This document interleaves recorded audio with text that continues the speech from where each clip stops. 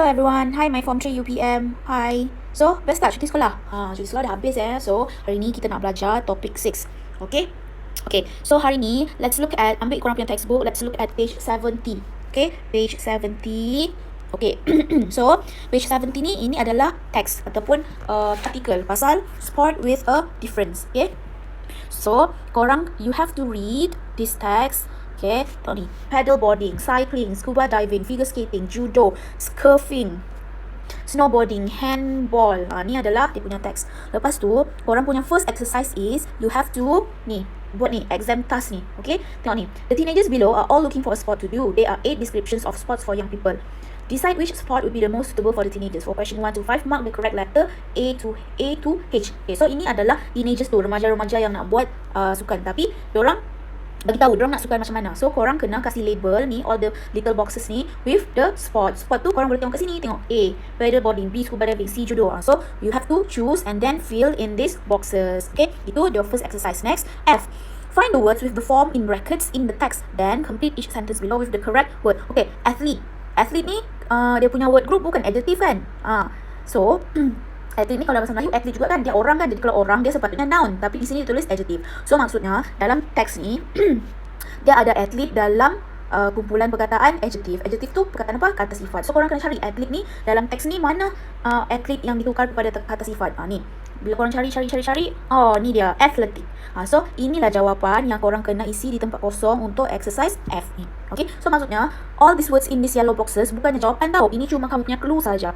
Clue untuk kamu cari perkataan-perkataan dalam teks ni supaya korang boleh guna untuk jawapan soalan di sini. Okay, that is your second exercise. We move on to next one.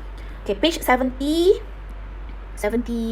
Ni page 72. Okay, A, complete the table with the spots below. Okay, so these are the spots. Okay, so korang kena complete ni table ni. Okay, semua sport ni kita tak akan cakap play tau. Kadang-kadang kita guna go, kita guna do juga. So volleyball, adakah kita go volleyball, play volleyball ataupun do volleyball?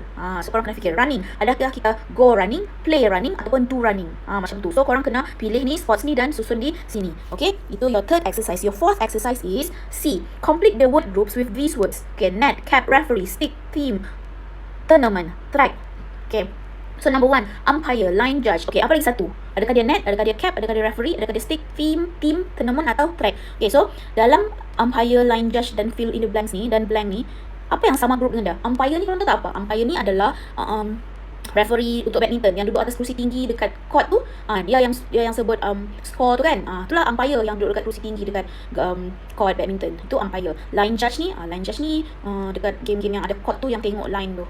Okay, out ke, in ke. So, apa lagi yang sama group dengan ni? Number 1. Okay, so korang kena pilih lah ni. Ni semua ni. Kalau tak tahu, Google maksud dia. Okay, alright.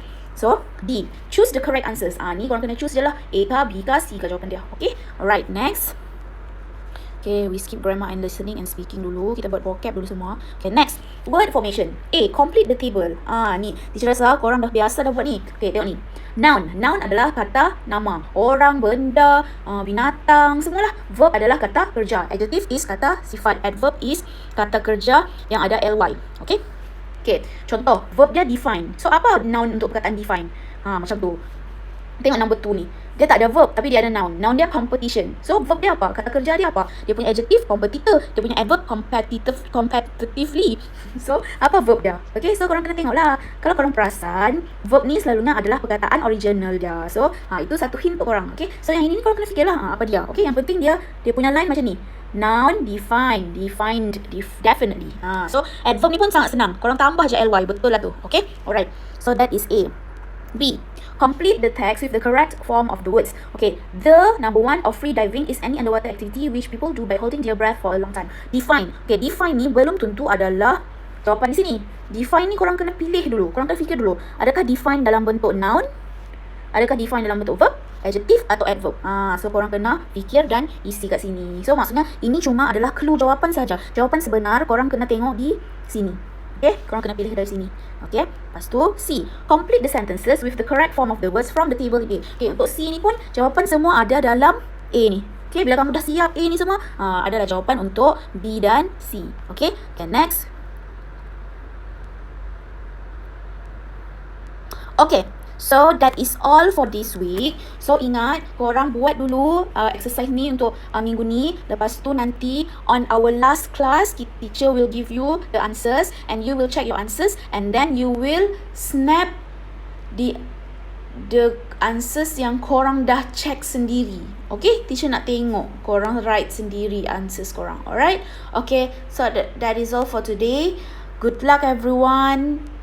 Rajin-rajin, okay? Bye!